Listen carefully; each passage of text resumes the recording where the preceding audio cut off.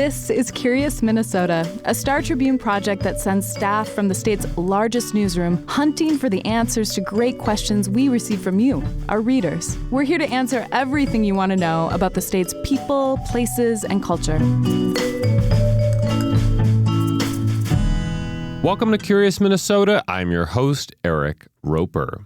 Part of what's great about this project is that I'm never sure where it will lead next. And today's episode of the podcast is a great example of that. You may recall that we solicited questions from people at the Minnesota State Fair this September. We then asked fairgoers to vote for their favorite of those questions that we put onto a board. One especially whimsical question proved to be particularly popular among our fair-going voters. It came from teenager Elodie Yerich. Here's Elodie at the fair. How much flour would it take to turn Lake Superior into bread? How do you go about answering a question like that? That's what we'll be discussing today with Krista Lawler, who wrote a story on Elodie's question for Curious Minnesota. But first, I wanted to hear a bit more from Elodie about what inspired this interesting question. I took a trip to the Boundary Waters this summer where we would go from lake to lake, and I'd bake a bunch of stuff because if I baked stuff in the Boundary Waters, it meant I didn't have to wash the dishes. So I baked loaves of bread, pizza, cinnamon rolls, pie, stuff that had dough in it. And I always baked it next to a lake because that's where all the campsites were. So I started to wonder, if it takes this much water to hydrate this flour and turn it into dough, how much of this stuff would it take to turn one of those lakes into dough? So I just scaled the question up to Lake Superior because I figured, what's the most recognizable lake? Probably the hardest one to turn into dough. Thanks to Elodie for submitting this question. Now here's my conversation with Krista. Well, Krista, thanks so much for joining us today. So, probably the most unusual question I think we've tackled at Curious Minnesota. And I pitched it to you. And what was your reaction when you heard this question? I was eager. I was eager to take this on. This is exactly why I got into journalism.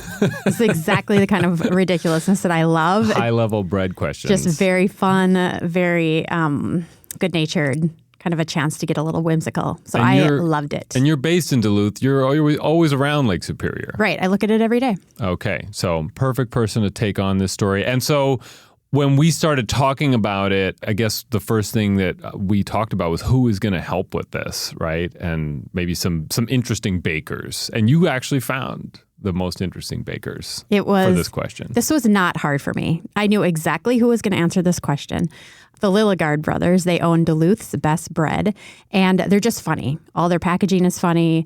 All their ads are funny. Everything they do is just very clever and creative. And Robert's a writer, and he kind of does the promotional side of things. And Michael is a math major who kind of jumped ship academically and went into baking instead, which of course requires math. So he's kind of got high skills for this. And if listeners are in Duluth and they want to go visit the bakers or they have two shops, right? So where are they at? So they have one that's in the Lincoln Park neighborhood, kind of off the beaten path, and then another right downtown. They have a big shop that's kind of more like a European cafe kind of thing. Great.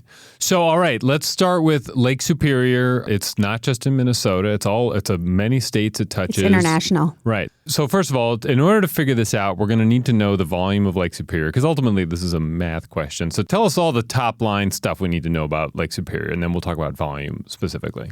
Well, for people in the area, we call it the GLOAT, not the GOAT, but the greatest lake of all time. Okay. It's the largest and deepest Great Lake. It's 31,000 square miles and 483 feet deep on average. It's gigantic. It touches on Michigan. It goes into Canada. Right. And, of course, Duluth. And so when we were working on this story, we brought in the help of Mark Boswell, who's a very talented graphics artist here. And we were trying to figure out how to, show this because what's the volume of Lake Superior? It's 2,935 cubic miles. And what is that? Who knows what that? That's hard. That's a lot of cubic miles, right? So there's a great graphic on the story, which I'm going to link to in the show notes. But what that graphic shows is that this would be the equivalent of a cube that's 14 miles square at the base, and then it's 15 miles high. And we actually put that fake cube on top of the sort of urban core of the Twin Cities, and it kind of goes from like downtown to downtown and then 15 miles in the air. It's just a funny thing to sort of, and there's, where do planes go in the cube? Like, it's just a funny graphic. Check it out. It's a good graphic. Okay, so you brought this to the Lilligard brothers, and were they like, what are you doing? Get out of here. Like, or were they really into this whole situation? This is exactly the kind of thing that they live for also. It was a chance for them to respond to something kind of nerdy and mathy, which is right up their alley, but also just they have the kind of brains that are constantly thinking of, well, what does this actually mean? And so they're constantly on to the next step. Like, where are we baking this thing? How are we making it? Are there enough people to make this kind of bread? Like, they're constantly thinking of the next step. So I spent a lot of time with them. Okay. Because we got to spend some serious digging here to get to this answer. And serious digging to bake it also. Right. There's something about their recipe that's very important to this answer. Right. Because this could be many millions of bags difference of flour depending on how you do the recipe. Right. They use a lot of hydration in their bread. So they use an 80% hydration. And normal is like 60% or something like that. Right. Okay. So we have some audio from your conversation with the Lilligard brothers. And the person you're about to hear right now is Michael. We didn't want to take the easy way out and just give an answer that's useless. We wanted to cover our bases in one swoop rather than returning an answer that was neither useful nor correct. Okay, so they did all this work, and like, it's funny, on the story you can even see the scratch pad of their, I mean, it's just a crazy amount of work. What do we come up with here for pounds of flour? 33 quadrillion pounds of flour. Wow. Yeah. Let that sink in. Quadrillion. We don't normally talk in quadrillions, but that's a lot of flour. And so you note in here that this bread would have some interesting things in it. Oh, the biggest thing, I'm a shipwreck nerd, and I just kept thinking of 350 shipwrecks that would be in here and the little scraps of shipwreck. The Edmund Fitzgerald is in there. The famous Edmund Fitzgerald is in there. Right. Because this is 10% of the world's fresh water in Lake Superior. Okay. So it's clean water, but it's got some old ships in there and things like that. Correct. Okay, so then this logistical things, and you alluded to this before, but they kind of were a little worried that this wasn't even possible, right? So, well, let's talk a little bit about that. So the first thing that they were kind of grappling with is, how do you bake this thing, right? Right. So they decided the best way to do this would be to dig down into the earth and use the natural heat from the earth. And they figured out that, well, Michael was kind of doing some tabulations over here. Robert was over here figuring out that he would need to dig about 5.5 miles below the surface to hit 450 degrees. Okay, but then, it's like, they noted, like, how do you get this out? Like, and it would be kind of burnt around the edges and... Right. Yeah, this is like a sub part of this whole thing, is like, maybe it's hard to bake this thing. When they told me that it was going to be burnt at the edges, I knew they were taking it seriously. Right. So they decided you were going to have to bake it in a wavy curve. Okay.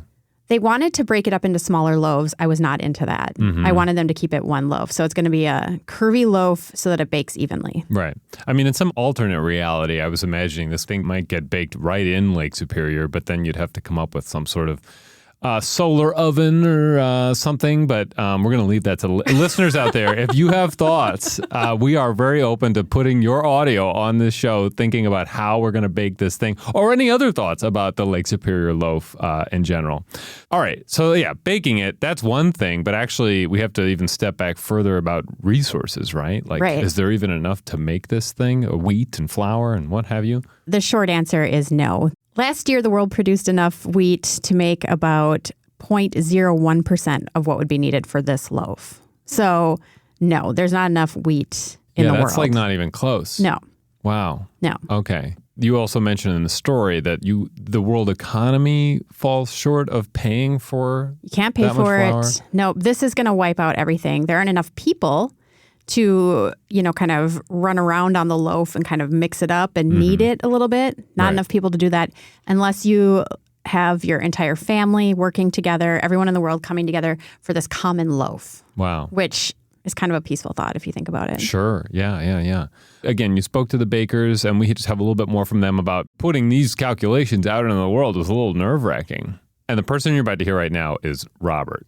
I think I said to Michael at the time, all the worst people on the internet are going to be nitpicking every number on this question. But that sounds like that didn't happen. After this story came out, it was a pretty popular story. What did you hear? Did you hear back from people, or did you get sort of feedback? So the best thing I saw was actually something you sent me, was a Metafilter thread on it where the lyrics to the Edmund Fitzgerald had been changed to Lake Superior never gives up its bread. People are making all sorts of like really cute puns in it. And it was this great moment on the internet where it seemed like everyone kind of came together to be the funniest person. And it was just a delightful thing to read. It was so, I was laughing out loud through the whole thing, all in such good spirit and good humor. Yeah. And we will link to that in the show notes. All right. Well, Krista, thank you so much for joining us today. This is, again, I think the most unusual, fascinating, fun question that we've ever done. And so thank you so much for just taking this on and tackling it for us. Well, thank you. And please remember me for all your quirky question needs. All right. Will do. Okay, that's it for today's episode. Thanks, as always, to Matt Gilmer for editing this podcast. Do you have feedback for us or a question you'd like us to answer? Send a note to curious@startribune.com. And if you're enjoying this show, please tell a friend about it. Thanks. Thanks for listening to Curious Minnesota. We want to hear from you. Ask questions and read more stories online at startribune.com/curious. Our show is recorded at the Star Tribune's headquarters in beautiful downtown Minneapolis, and our music is produced by Matt Gilmer. If you like the show, please rate us on iTunes or leave a review. And until next time, stay curious.